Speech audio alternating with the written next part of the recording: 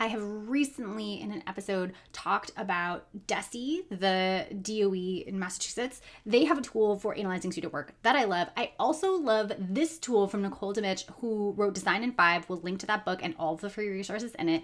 She shares a template that will help you as an individual teacher in partnership with a colleague or a PLC or grade team or content team analyzing student work and then figuring out what your next instructional steps are as a result of that work. Such an important practice, and sometimes we just don't have a good template to get us going. So let's check this out. Plan method. And so first we need to know, what are the criteria? What are we looking for in the work, right? If there's a rubric, let's look at it. And then individually review. She says about 6 to 8 pieces of student work. Identify a strength, a misconception, or I would say even maybe like an area for growth. A next step that you will, as the teacher, take to provide students some support in improving the work. So that's important. We're not telling the student what to do next. This is like our next step, right? Or you can use, like, if there's a rubric, you can use that too. I kind of love just these first 3. So student work, strength criteria, like here's my instructional next step.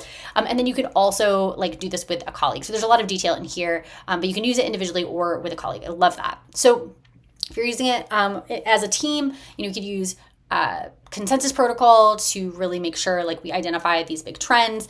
If you have physical student work where they're piles of paper, again, pile stack plan. So that's the name of the strategy here. You can literally make piles based on the next step. So, or like areas. So areas for growth, right? This area, this area, this area. So if you have, 3 areas, then we have 3 instructional next steps to support those trends for students, right? And digitally, you can just list the names.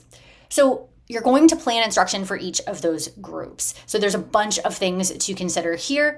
You will write down kind of your next step. What do students need to work on? What's the thing, that we're going to have students be doing in a class activity, the things that you are going to do kind of instructionally to guide them. What are the misconceptions we need to really address?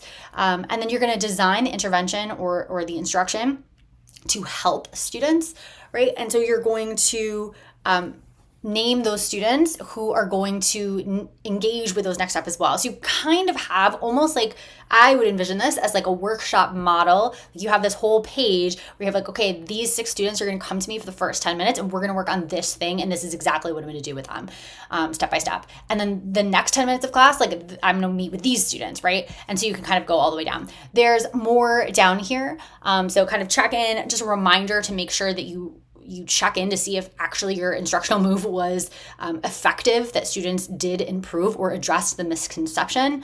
And you need to make sure that you are, I think, revision required is a good choice, but you need to ask yourself, are you going to require that they produce another piece of work around the same skill to show me that they've made it to proficiency or kind of leveled up their proficiency? Or are we going to have them revise that piece of work, which I think really works nicely with larger pieces of work, projects. I like that they can kind of go back and those comments just kind of mean more, right? And then, we only started with 6 to 8 pieces of work. So you can sort the rest of the student work. They're probably going to fall into those categories. Thank you again to Nicole, who made that tool free for you. The link is in the description. Go ahead and use it either independently or with colleagues and let us know how it goes.